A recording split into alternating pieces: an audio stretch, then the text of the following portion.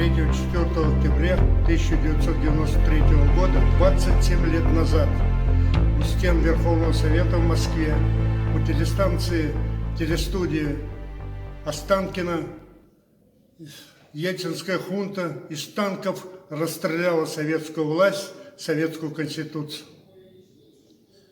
Именно Черный Октябрь породил череду бед и трагедий, которые обрушились на нашу страну.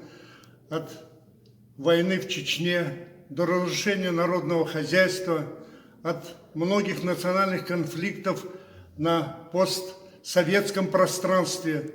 Это Грузия, Азербайджан, Армения, гражданская война на Украине. Некогда многонациональный народ, скрепленный дружбой, победивший фашизм, спасший мир от фашизма коричневой чумы, сегодня пытается разодрать на части, овладеть нашими территориями, нашими несметными богатствами, которые должны служить своему народу. Мы сегодня требуем дать политическую оценку тем событиям, поддержать социально семьи погибших. Мы требуем поддержать программу КПРФ «Социализм народовластия», которая ликвидирует нищету, безработицу,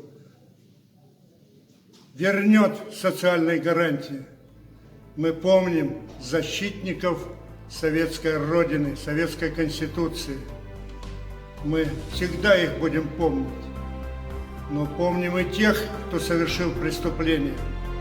Не забудем, не простим.